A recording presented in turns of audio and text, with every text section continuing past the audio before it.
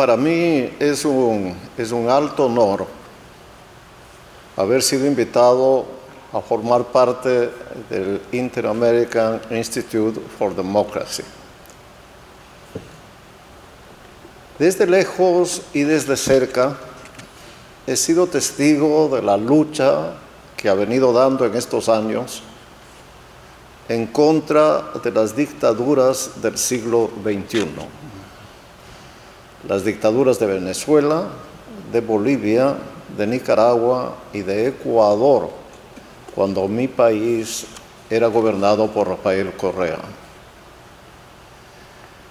Y de todo lo que hizo colectiva e individualmente a través de varios de sus miembros y dirigentes para denunciar lo que ocurría en esos países con el Estado de Derecho y para llamar a que América Latina haga algo para sumar colectivamente la acción del continente a la lucha que librábamos en los 4 países, aquellos que queríamos restablecer el régimen democrático. En la década de los años 70, el Ecuador tuvo 3 dictaduras. Una civil, del viejo caudillo José María Velasco Ibarra, que hacia la mitad de su mandato abolió la Constitución y se declaró dictador. Le sucedió el jefe de las Fuerzas Armadas, Guillermo Rodríguez, que a su vez fue destituido por una junta de gobierno cuyo principal discurso fue restablecer la democracia. Por ese entonces, yo era presidente del pequeño Partido Demócrata Cristiano y llamé a los militares a lograr un consenso con la sociedad civil para juntos construir una democracia que le permitiera a la política ecuatoriana adquirir estabilidad y llevar adelante el desarrollo del país. Fue así, mediante un acuerdo civil-militar y no a través de un derrocamiento, que el Ecuador recuperó tempranamente la democracia el año 1979, cuando Jaime Roldós asumió la presidencia de la República. Este modelo de regreso a la democracia, mediante un acuerdo civil-militar realizado en forma pacífica, fue adoptado por casi todos los otros países latinoamericanos que en los años siguientes recuperaron las instituciones democráticas.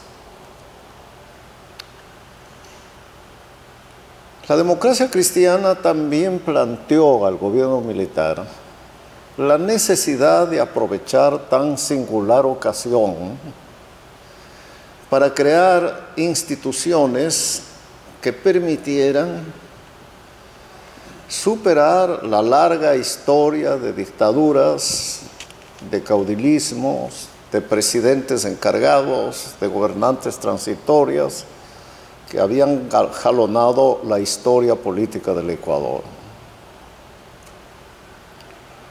Se expidió una nueva constitución y se expidió una ley de partidos, quizá la primera o una de las primeras de América Latina. Yo presidí la comisión que la elaboró, igual que la que hizo una nueva ley de elecciones y una ley de referéndum. Bajo la hipótesis, bajo el supuesto de que a través de las instituciones podíamos darle cimiento a la democracia ecuatoriana, que a través de la ingeniería constitucional podíamos ir ordenando las fuerzas políticas y la vida cívica de la nación. Con este fin, se prohibió la reelección del presidente de la República de por vida.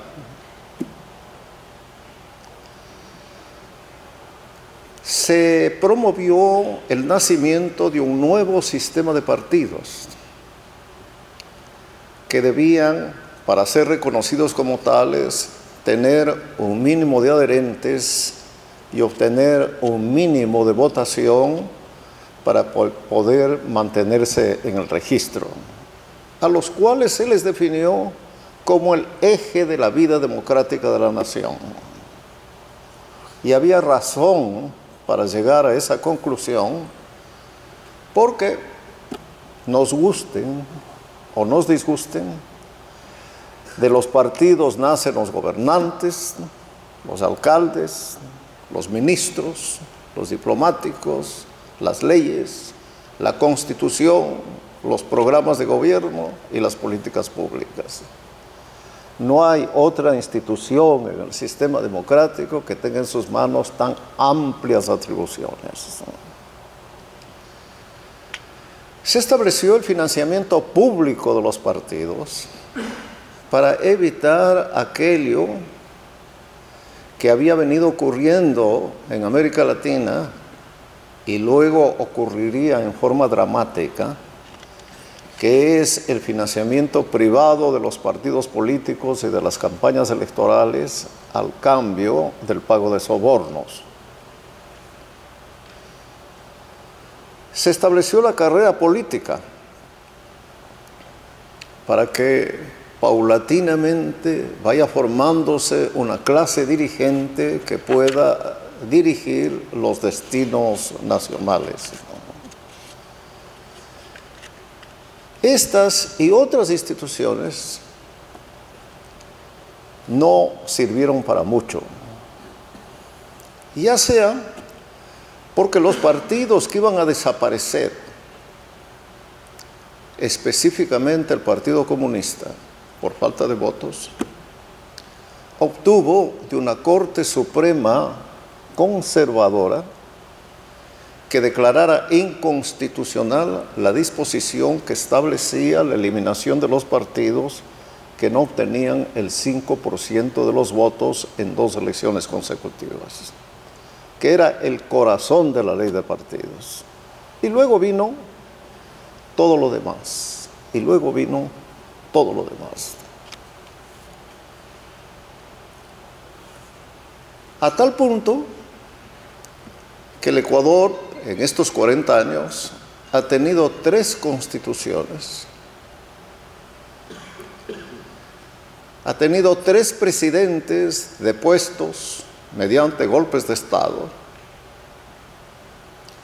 Ningún partido político ha logrado elegir más de una ocasión a uno de sus miembros. Una excepción fue las sucesivas elecciones del dictador Correa.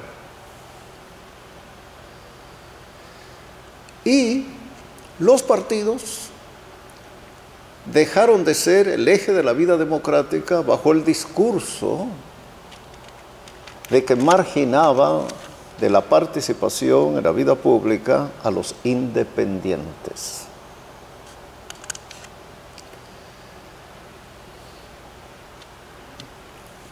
Bien, ¿qué conclusión sacar de este muy somero análisis histórico?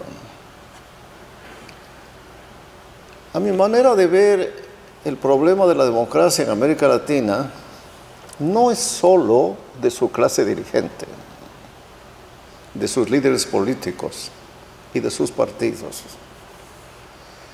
Me parece a mí que el problema más hondo, esencial, profundo, definitivo se encuentra en los ciudadanos. Los venezolanos multitudinariamente echaron abajo el orden constitucional siguiendo el pedido en ese sentido presentado por el entonces presidente Chávez. Lo mismo hicieron los ecuatorianos, a pesar del llamado que yo hice a que votaran en contra. el 80% votó por el golpe de Estado. Apenas 10% votó en contra.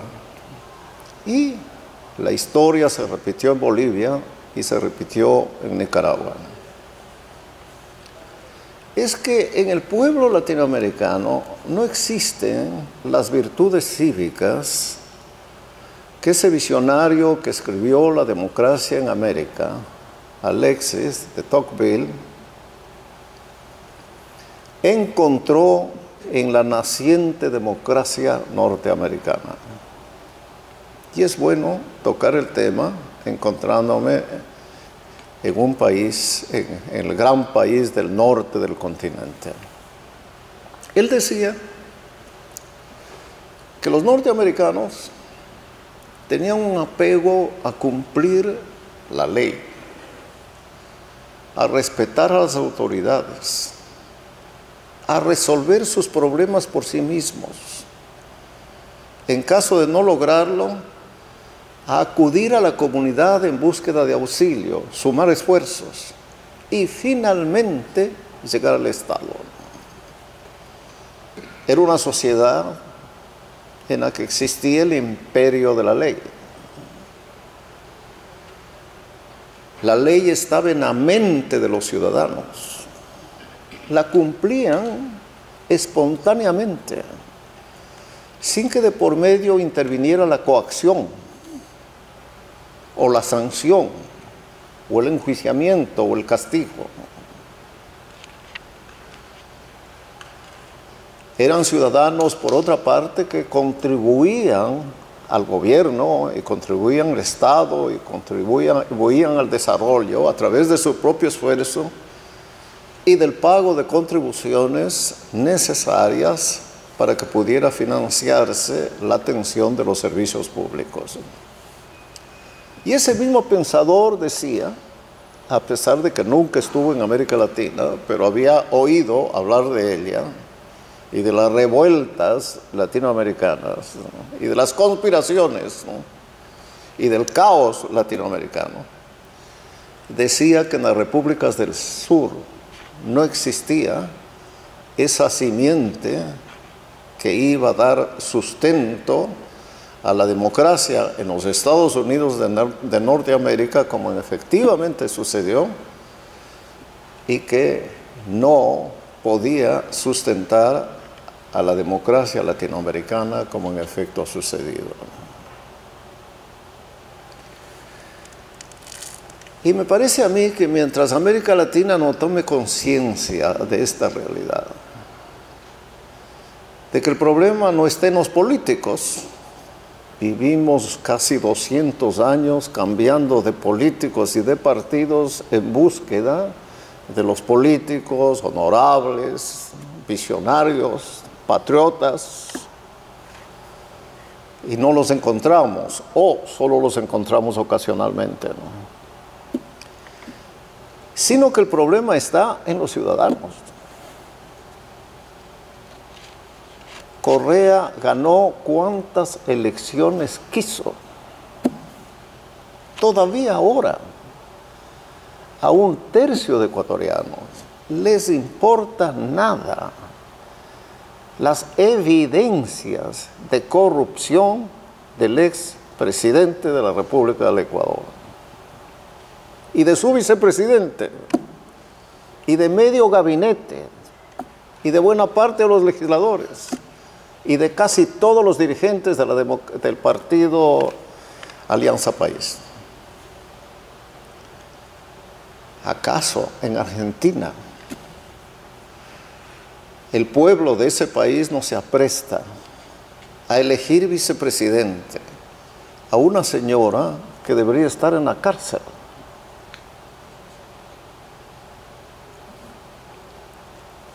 Bueno, en este evento, ¿no? En este evento tan importante para mí, yo quería dejar esta inquietud sobre la que ya Carlos Alberto pues ha escrito mucho, ¿no? Otros miembros del instituto también, ¿no? Pero que nosotros deberíamos añadir como otro elemento más para construir en algún momento alguna democracia pues durable, permanente, eficaz, que sustente el desarrollo de nuestro querido continente. Muchísimas gracias.